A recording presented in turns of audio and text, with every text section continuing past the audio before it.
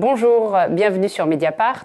Aujourd'hui, je reçois l'anthropologue Clément Deshaies, spécialiste du Soudan à l'université Paris 8 et membre du réseau de recherche Nouria. Bonjour. Bonjour. Vous allez nous éclairer sur la situation politique au Soudan, un pays parmi les plus pauvres au monde, qui est porté depuis plus de 6 mois par un élan révolutionnaire extraordinaire. Tout est parti de la volonté du gouvernement de tripler le prix du pain. Depuis, nous avons assisté à la chute d'un dictateur, Omar el-Béchir, quasi 30 ans de pouvoir sans partage. Aujourd'hui, le Conseil militaire de transition a signé un accord avec l'opposition, les forces civiles de l'opposition, pour un partage du pouvoir, une présidence tournante. Mais cet accord nous laisse perplexes parce qu'il intervient un mois après des exactions, un massacre, une violence inouïe avec des corps de manifestants jetés dans le Nil. Est-ce que vous pouvez donc nous éclairer pourquoi les militaires soudanais partageraient-ils tout d'un coup le pouvoir ? Alors, il s'est passé plusieurs choses depuis le 3 juin, donc le jour du massacre auquel vous faites référence, où il y a eu un sitting qui a été dispersé particulièrement violemment. D'abord, les forces de l'opposition se sont réorganisées. On a cru pendant un moment que cette opposition et que la rue soudanaise avait été brisée. En fait, un mois après, le 30 juin, on a une manifestation qui est gigantesque à Khartoum avec des millions de personnes dans la rue. C'est vrai, les images sont vraiment très impressionnantes. Et en même temps, vous avez aussi une pression internationale qui s'est accrue, notamment de l'Union africaine sur les militaires, parce que la répression a particulièrement choqué, les images ont choqué. Donc les militaires ont dû accepter un deal, un accord, auquel ils étaient opposés depuis le début, puisque les négociations sur cet accord datent de la chute d'Omar el-Béchir. Donc dès début avril, mi-avril, on a les négociations sur cet accord, et cet accord n'a pas changé. Donc la répartition du pouvoir, donc on a aujourd'hui dans l'accord, donc avec 5 militaires, 5 civils et une personne choisie par les deux bords, est très proche de ce que proposait déjà l'opposition civile mi-avril. Donc ce qui a changé, c'est le rapport de force entre l'armée et l'opposition. Et quelles sont les garanties laissées par les militaires qui laissent véritablement tourner le pouvoir ? Est-ce qu'on a des garanties ? Il n'y a aucune garantie. Il n'y a aucune garantie. Cet accord, c'est un accord de papier pour l'instant. On ne sait pas exactement les contours exacts. On ne sait pas qui, dans le gouvernement, dans les institutions, va avoir quel pouvoir. Normalement, dans cet accord, il n'y avait pas de droit de veto de ce Conseil souverain sur un gouvernement civil parallèle qui devait être mis en place. Finalement, les militaires veulent un droit de veto sur les décisions du gouvernement civil. Donc les civils s'y opposent toujours. Donc on est toujours sur un accord qui est encore flou. Les militaires ont accepté, ont fait un premier geste d'apaisement parce qu'ils étaient dos au mur, ils sont en position de faiblesse. Par contre, ils n'ont pas l'air décidés du tout à lâcher le pouvoir. Ils vont avoir 21 mois de la présidence de ce Conseil pour assurer leurs arrières et pour peut-être essayer aussi de briser la contestation. Et aucune garantie ne leur sera imposée ? C'est tout l'enjeu. Après, c'est tout l'enjeu. Il n'y a pour l'instant aucune garantie. C'est un accord. Tout le monde l'a signé. Personne ne fait vraiment confiance aux militaires. Les militaires ne font pas confiance aux civils. Donc, de toute façon, on est dans une dynamique qui est assez compliquée. Par contre, il fallait aussi briser l'autre dynamique est celle de la violence qui était en train de prendre le pas. Et donc, au moins, c'est un accord qui permet un apaisement et une reprise du dialogue. Après, évidemment, les militaires ne vont pas lâcher le pouvoir. Ils n'ont pas donné de garantie particulière aux civils, à part que dans 21 mois, la présidence de ce Conseil-là sera aux civils et que le gouvernement sera un gouvernement civil technocratique. Mais on n'est pas à l'abri d'un nouveau conflit. Qu'est-ce qui se passe en cas de conflit ?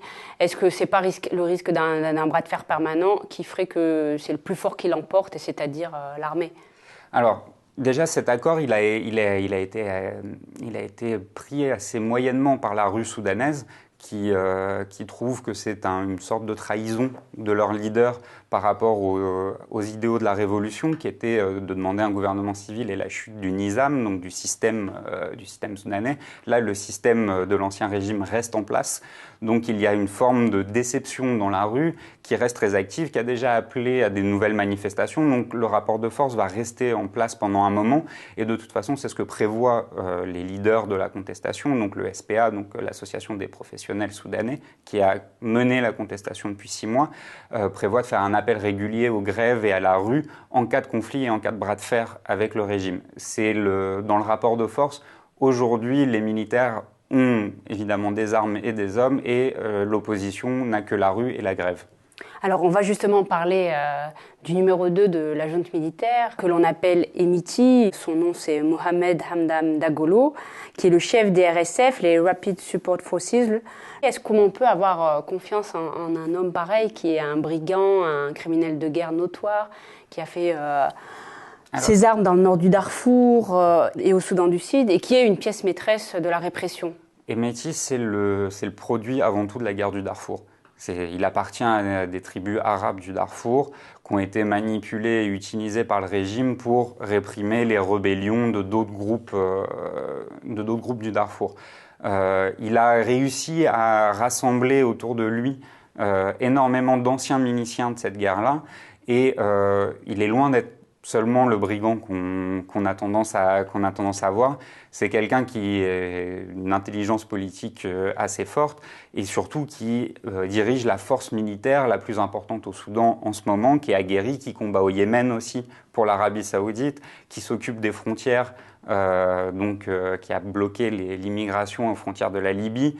Et donc on est sur quelqu'un qui a un pouvoir énorme, auquel évidemment personne ne fait vraiment confiance, parce que c'est un militaire, ou en tout cas c'est un milicien qui a été intégré dans l'armée, qui également a des intérêts économiques très forts liés à la guerre au Darfour, donc qui n'est pas quelqu'un qui va nécessairement vouloir la paix, ou en tout cas une paix au Darfour, mais à ses conditions, c'est-à-dire qui lui permettent de garder le contrôle sur les acquis économiques que lui, ses hommes et les clans qu'il défendent ont pris durant cette guerre. Et donc on est vraiment sur quelqu'un qui est assez complexe, qui est inscrit à la fois au Darfour mais aussi au Tchad, parce que un de ses cousins est le chef d'état-major de l'armée au Tchad. Donc on est sur quelque chose qui n'est pas qu'une dynamique seulement soudanaise, mais qui dépasse les frontières du Soudan.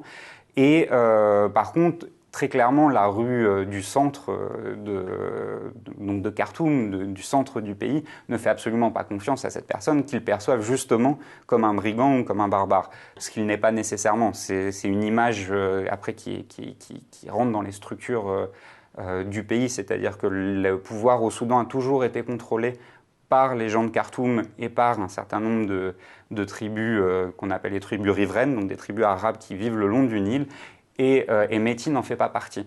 Et donc, dans cette dynamique-là, il est relativement mal accepté dans la rue soudanaise. Mais il est incontrôlable, comme vous venez un peu de le décrire, et il pourrait aussi se retourner contre l'armée. Et une partie de l'armée, en tout cas, est relativement hostile à ces milices, parce que ces milices ont pris énormément de pouvoir, ont remplacé progressivement l'armée dans son rôle régalien de combat. Ce ne sont pas des militaires qui ont été envoyés au Yémen, ce sont ces paramilitaires de Hemeti qui ont été envoyés, par exemple. Et donc, c'est l'argent qui vient aussi d'Arabie Saoudite, des Émirats Arabes Unis, est drainé dans ces forces-là et pas dans l'armée. Donc il y a évidemment des jalousies. Par contre, il n'est pas non plus incontrôlable. Il est sur une pente qui est assez difficile, Hemeti, parce qu'il doit faire attention à la fois à ses parrains internationaux, à la fois aux militaires soudanais, et en même temps, il a eu aussi une base sociale au Darfour qui compose majoritairement ses hommes. Donc on est sur quelque chose qui est assez compliqué à gérer pour lui, et qui aussi explique le fait que de temps en temps, il est assez sympathique envers les révolutionnaires, et d'autres fois, il va envoyer ses hommes pour les massacrer. Donc on est quand même sur quelqu'un qui n'est pas incontrôlable, mais dont la stratégie est dictée par autre chose que l'armée en elle-même. Aujourd'hui, comment se structure la révolte? On a notamment l'APS, l'association des professionnels soudanais, qui est intéressante et qui est beaucoup décrite comme un petit peu un des moteurs de la révolution. Est-ce que vous pouvez nous les présenter? L'APS est un des composants de l'opposition. L'APS est rené en fait à partir de... Alors l'APS en tant que tel est créée en 2016. C'est un conglomérat, une plateforme pour différentes associations professionnelles, sachant qu'au Soudan, les syndicats d'opposition sont interdits depuis la prise de pouvoir d'Omar el-Béchir en 89. Ils ont été supprimés, les dirigeants de ces syndicats ont été persécutés, arrêtés, torturés.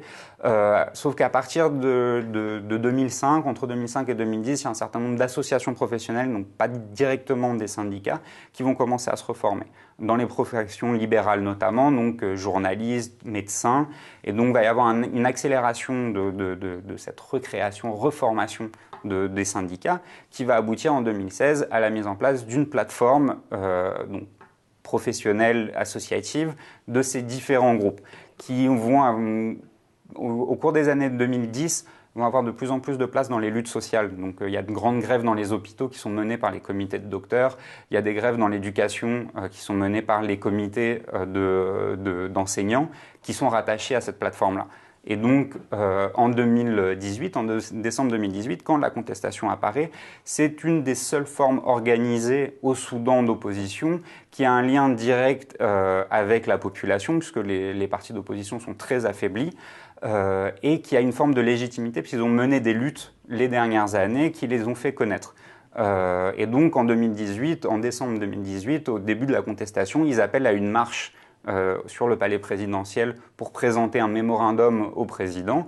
Et cette marche va être le déclencheur de leur notoriété. Et donc, les gens vont commencer à suivre progressivement cette APS. Par contre, la direction de ce groupe est restée dans la clandestinité pendant quasiment l'ensemble de la contestation. Certains ont été arrêtés, ont été retrouvés par le régime et ont été arrêtés.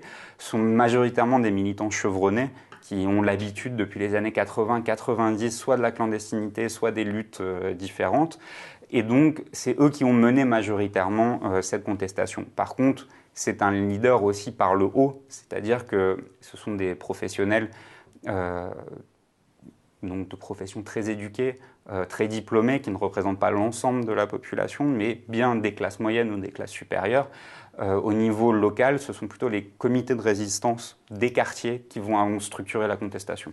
Et aujourd'hui, justement, toutes les couches sociales sont représentées dans le mouvement où, comme je dis, on retrouve essentiellement des classes moyennes, des classes très éduquées. Comme un peu partout, malheureusement, dans le monde politique, il y a un effet de sens. Dans le sens où c'est difficile pour les classes populaires d'accéder au monde politique. Et au Soudan, on retrouve la même dynamique où ce sont plutôt les classes moyennes et les classes supérieures qui sont représentées dans les mouvements d'opposition, dans les mouvements de contestation.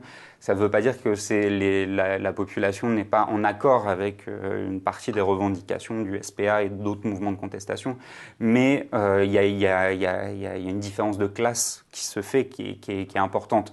Qui se ressent beaucoup encore aujourd'hui. Qui se ressent beaucoup encore aujourd'hui. La plupart des négociateurs sortent de l'université de Khartoum, sont diplômés de l'université de Khartoum ou des grandes universités soudanaises, dans un pays où la majorité de la population ne va pas à l'université. Ils sont issus majoritairement du centre du pays et assez peu du Darfour et d'autres périphéries. Donc il y a un effet de loupe de classe qui est assez important dans ce mouvement. Et on l'a vu dès le début des négociations en avril. La première délégation qui est envoyée ne contient que des hommes et que des hommes des classes supérieures. De vieilles familles. Donc on n'est pas rien de très surprenant non plus, mais par rapport à un moment où on disait qu'il y avait une présence féminine importante dans la contestation, ça a été un retour aux réalités du monde politique soudanais. Donc les gens soutiennent, il y a beaucoup de gens qui soutiennent les manifestations pendant les 6 mois. Donc jusqu'à la chute d'Omar el-Béchir, ont été beaucoup le fait de jeunes étudiants, de jeunes des classes moyennes. Mais ça ne veut pas dire que le reste de la population ne soutenait pas. Le reste de la population a par contre beaucoup plus de difficultés à aller manifester. Parce qu'ils doivent gérer un quotidien très difficile. Exactement, et aussi parce qu'ils ne sont pas réprimés de la même manière. Les forces de sécurité tirent directement dans les quartiers populaires, alors qu'elles ne tirent pas toujours dans les quartiers des classes moyennes. Donc il y a aussi un effet sur la répression. Bien sûr. Du coup, la répression est une clé importante pour comprendre également cette révolution. Alors, l'APS, on a beaucoup parlé de cette association comme une avant-garde un petit peu politique, notamment parce qu'elle savait porter plusieurs thématiques. Alors, la question des femmes, la question des victimes de guerre, la question des chômeurs, des déplacés, des exilés. Est-ce que c'est ça qui a été aussi une de ses forces? Est-ce qu'elle est véritablement à l'avant-garde politique? L'APS, malgré sa structure, comme on l'a dit, de classe un peu particulière, par contre a réussi, une des premières forces politiques soudanaises, à se saisir vraiment d'un certain nombre de problèmes, notamment de la guerre, parce que directement dans les revendications, l'APS demande l'arrêt de la guerre et des négociations de paix dans les zones en guerre dans les 6 premiers mois de la prise ou de la chute du régime. Et donc c'est quelque chose de très fort et qui a parlé à beaucoup de gens. Ils ont demandé également à ce que les futurs conseils législatifs, etc., soient composés de plus de 40% de femmes. Donc on a évidemment une sensibilité là-dessus qu'on ne retrouve pas nécessairement dans leur propre composition, mais en tout cas, il y a une sensibilité. Ça fait partie de leur succès. Leur succès aussi tient dans les slogans qu'ils ont utilisés, tient beaucoup dans les liens qu'ils ont réussi à créer avec les comités révolutionnaires de quartier, parce qu'ils ont réussi assez rapidement à sortir de leur clandestinité, c'est-à-dire à prendre contact avec la population dans les quartiers et à faire un aller-retour sur les slogans, les discours, et à s'approprier une partie des revendications qui n'étaient pas nécessairement les leurs au début. Donc il y a eu un aller-retour entre les deux qui explique beaucoup leur popularité, et aussi quelque chose de très fort qui est assez rare pour être souligné, c'est-à-dire que quand ils ont fait des erreurs, ils ont aussi présenté leurs excuses et dit qu'ils avaient fait des erreurs, notamment sur cette question de la composition des négociateurs. Ils ont reconnu avoir fait une erreur et ont changé leur fusil d'épaule. Et donc c'est quelque chose qui a donné aussi un peu confiance à une partie de la population dans ces représentants-là. Alors vous l'avez dit, l'opposition soudanaise est très affaiblie, elle est très morcelée. Comment vous l'expliquez ? Alors, l'opposition soudanaise, il y a des centaines de partis soudanais. C'est vraiment un puzzle très compliqué parce que vous avez des partis, des groupes rebelles armés qui viennent donc majoritairement des régions en guerre. Vous avez des partis qui sont issus des groupes confrériques, donc qui sont des partis confrériques donc liés aux confréries soufis, qui sont les partis les plus importants historiquement depuis l'indépendance.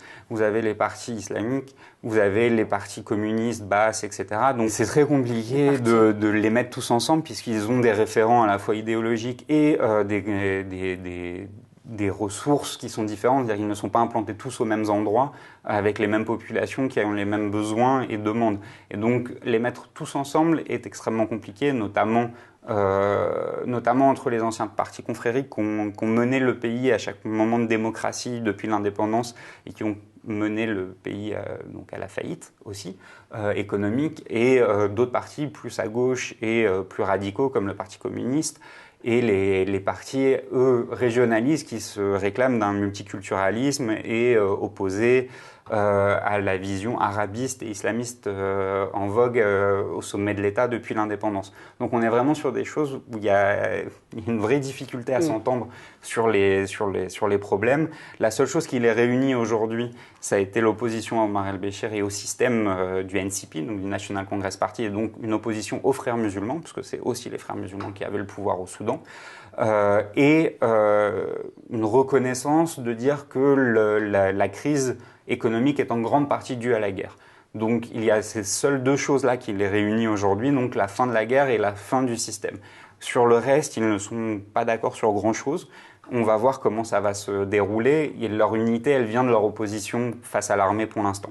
Elle peut donc devenir un handicap, cette opposition morcelée, du fait de ces idéologies. Ça a déjà été le cas dans toutes les négociations, puisque certains partis étaient opposés à toute participation militaire dans les gouvernements, d'autres pas du tout. Certains ont des liens avec l'armée historique, d'autres ont participé à des gouvernements à un certain moment. Donc on est vraiment sur des positions qui sont très éclatées, qui ont déjà été difficiles pendant les négociations et qui vont être encore plus difficiles dans les mois à venir. Par contre, si l'armée garde cette même attitude de défiance et de manipulation, le bloc d'opposition va rester relativement homogène, mais jusqu'à un certain point. C'est-à-dire que même économiquement, le Soudan connaît une crise économique qui est très très profonde. Vous avez une partie de l'opposition qui est plutôt volontariste à vouloir relancer des investissements dans des infrastructures, d'autres qui sont vraiment complètement sur du libéralisme économique très fort. Donc va y avoir des oppositions très violente sur la question économique dans les mois à venir. Ouais. Justement, c'est l'une des racines les plus profondes de ce soulèvement, c'est la question économique. Est-ce que vous pouvez nous donner les autres raisons, parce qu'on a vu que le prix du pain, qui était voué à être multiplié par 3, a fait sortir en masse la population, mais ce n'est pas la seule raison. Non, le prix du pain, c'est plus le déclencheur d'un problème beaucoup plus profond. Le moment coïncide aussi, et ça fait aussi penser à l'Algérie dans ce sens-là, à un moment où Omar el-Béchir fait voter par l'Assemblée la possibilité de se représenter à un mandat en 2020. Donc on est aussi sur l'idée de voir l'avenir bouché, sans évolution possible pour les Soudanais. Alors ça, c'est plus sur de l'événementiel, mais sur les racines longues, elles sont évidemment économiques, mais elles sont aussi dans un niveau de question de justice et de dignité. C'est-à-dire que les gens, progressivement, pendant des années, ont vu la corruption s'aggraver, ont vu des gens s'enrichir, et par contre, eux, leur niveau de vie s'affaiblir fortement. Il y a la séparation du Sud-Soudan en 2011 qui le Sud-Soudan emmène le gros des réserves pétrolières et donc des réserves de devises de l'État. Il y a une énorme crise économique et donc les gens qui s'étaient un petit peu enrichis grâce au pétrole, ou en tout cas il y avait un petit peu plus d'argent en circulation dans le pays, se sont vus d'un seul coup revenir aux années 90, aux années noires, aux années de difficultés économiques très fortes. Et en même temps, tous les services publics. Le Soudan est un pays qui avait beaucoup de services publics dans les années 70-80 qui ont été mis en place, des hôpitaux publics, des universités publiques, une éducation gratuite. Donc il y avait des choses comme ça, mais qui ont été rongées progressivement par la mise en place d'un libéralisme économique par le régime, et qui a privatisé progressivement l'ensemble de ces services. Et donc vous avez à la fois cette fatigue économique et en même temps une fatigue face au discours idéologique du régime. C'est-à-dire que ce régime a bénéficié dans les années 90 de la part de la population d'un petit peu de... Bon, les gens attendaient de voir. Il y a une partie des gens qui ont adhéré au projet un petit peu révolutionnaire, puisque comme on l'a dit un petit peu avant, les gens qui ont pris le pouvoir sont des frères musulmans, qui ont un projet radical de changement de la société, modernisateur dans un sens, de libéralisme économique aussi, et la population a adhéré un petit peu au début, ou en tout cas a laissé les choses se faire en grande partie. À partir des années 2000, des crises économiques et de la poursuite des guerres, de la reprise de la guerre au Darfour, cette question idéologique ne fonctionne plus. Il y a l'emprise idéologique, l'hégémonie idéologique qu'avaient les frères musulmans ne fonctionne absolument plus, et la défiance augmente progressivement et va se traduire dans des termes économiques, mais pas seulement. Il y a aussi la question de la démocratie, la question de l'accès des femmes à l'espace public. Il y a énormément de choses derrière qui touchent en fait différentes catégories. Et c'est là où on est dans un moment un peu révolutionnaire, c'est que ces différentes catégories et ces différentes personnes, donc les gens du Darfour qui subissent la guerre depuis 15 ans, les classes moyennes qui subissent la crise économique, les marginalisés de différentes sortes, les différentes grèves dont on a parlé, vont s'agréger. Ils n'ont pas tous les mêmes revendications. Par contre, ils cherchent tous le même coupable, et c'est le régime qui est en place. Il y a une véritable apathie diplomatique à l'échelle européenne, en tous les cas. Comment vous l'expliquez ? Je pense qu'il y a beaucoup de raisons à cette apathie. La première raison, c'est que le Soudan, du fait de l'embargo économique mené par les Américains depuis la moitié des années 90, est devenu un pays périphérique qui n'intéresse pas plus que ça les chancelleries. Les chancelleries occidentales, et notamment la France, vont réfléchir au Soudan au travers de ses alliés régionaux, donc de l'Égypte, du Tchad pour la France, et du prisme migratoire. Et du prisme migratoire, mais du coup c'est la deuxième partie qui va expliquer la relative apathie continue donc des Français encore aujourd'hui. C'est la question migratoire, où le Soudan, à partir de 2014, il y a un processus de contrôle des flux migratoires qui se met en place, donc le processus de Khartoum, où les Européens ont négocié avec Omar el-Béchir qui est quand même au même moment poursuivi par la CPI, donc la Cour pénale internationale, ce qui n'a pas empêché les Européens de négocier sur la question migratoire avec lui. Et on retrouve, pour contrôler les migrations, en partie les milices dont on parlait tout à l'heure, donc les RSF, les Rapid Support Forces de Hemeti, qui vont contrôler la frontière libyenne. Donc on retrouve déjà des acteurs dont on parle aujourd'hui. Et cet accord a relativement bien marché, puisque il y a eu une baisse de migration d'Érythréens, Éthiopiens et Soudanais qui passaient par le Soudan pour aller en Libye ensuite. Et donc l'Europe, dans sa volonté aujourd'hui de limiter les flux migratoires, ne semble pas particulièrement volontariste pour condamner les actions des responsables de ce régime. Par contre, il y a quand même quelques petites différences. L'Europe continentale est très frileuse. Les Anglais, Norvégiens, ailleurs sont quand même nettement plus fermes avec le régime. Alors, il n'y a pas de sanctions, de choses comme ça, mais au moins les discours ont été plus fermes. Les Français, Allemands et autres pays, Italie également, sont restés très silencieux. Ils ont condamné seulement après le massacre du 3 juin les actes de l'armée, mais sans s'impliquer beaucoup plus. On a eu une implication plus forte des Anglais, des Américains, de d'autres pays, mais en tout cas pas de l'Europe. Il y a un autre axe à l'international qui, lui, se tient en alerte, c'est l'axe qu'on appellerait l'axe contre-révolutionnaire avec l'Arabie Saoudite, les Émirats Arabes Unis et l'Égypte. Représente-t-il un danger aujourd'hui pour les révolutionnaires soudanais ? Il représente un danger depuis le début pour les révolutionnaires soudanais, comme un peu partout dans cette région-là. Les Émirats Arabes Unis et l'Arabie Saoudite surtout, parce qu'en fait l'Égypte est un pays important dans la région, mais financièrement étranglé, et donc n'a pas les moyens de vraiment peser sur le jeu. Alors, ils ont envoyé des conseillers, il y a eu des conseillers du renseignement militaire égyptien qui ont été envoyés au Soudan, mais ça reste relativement marginal. Le coût le plus important vient des Émirats Arabes Unis et de l'Arabie Saoudite, qui ont promis 3 milliards de dollars dès le lendemain de la chute de Béchir au gouvernement de transition militaire pour s'assurer que ça n'aille pas plus loin. Donc une partie sous la forme de dépôt directement dans la banque centrale pour rétablir un petit peu les liquidités, parce qu'il y a un gros problème de liquidité au Soudan aujourd'hui. Et également sous forme de livraison de militaires. Donc une partie des soldats, donc des miliciens dont on parlait, ont été réarmés par notamment les Émirats Arabes Unis. Donc évidemment, il y a un soutien qui est très fort. Il y a un soutien qui est très fort du fait de la guerre, notamment au Yémen. C'est-à-dire que sans la guerre au Yémen, ce soutien serait moins fort. Et en fait, ce qui semble intéresser désormais l'Arabie Saoudite et les Émirats Arabes Unis notamment, c'est de se constituer cette petite armée privée que sont les paramilitaires, les RSF, dans la région pour pouvoir peser sur le jeu de la région.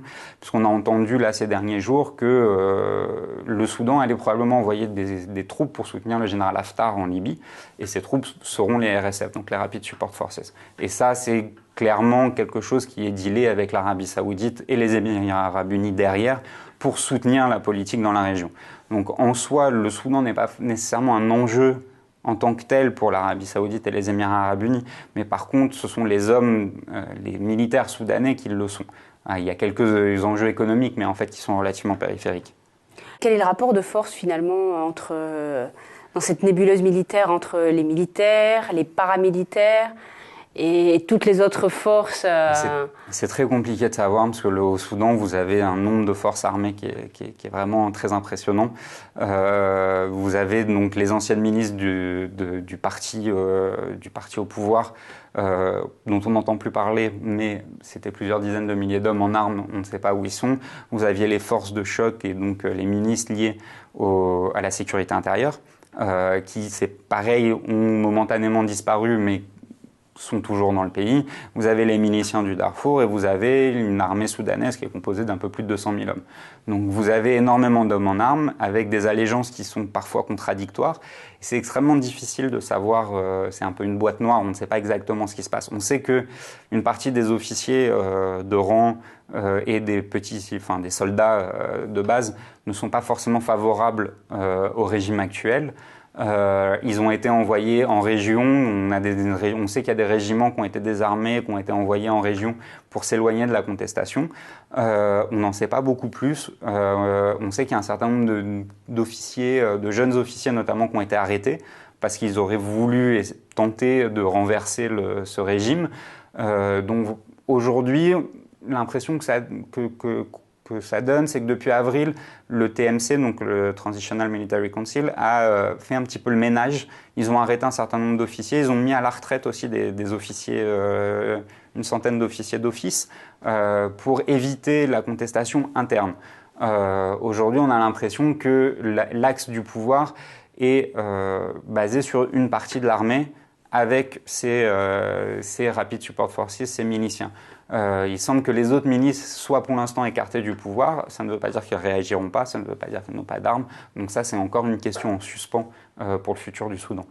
Mais en tous les cas, l'accord signé donc vendredi 5 juillet donc entre ce Conseil militaire de transition et les forces de l'opposition, c'est un moyen de se racheter une virginité à l'international pour l'armée. Bien sûr. Là, apparemment, de ce que les militants soudanais disent, il y a eu des pressions très fortes sur les militaires en provenance de l'Union africaine et des États-Unis pour que ce deal, cet accord, soit accepté par les militaires. Donc les militaires n'en voulaient pas. Ils ont été poussés à l'international parce qu'ils étaient dans une position qui n'était plus tenable et donc ils se rachètent une image à l'international. Personne n'est évidemment dupe. Ça permet de sauvegarder les intérêts de beaucoup de gens, mais pas forcément ceux de la contestation et du peuple soudanais. Merci Clément Dey pour cet éclairage. À très bientôt sur Mediapart pour un nouveau numéro de Un monde à vif.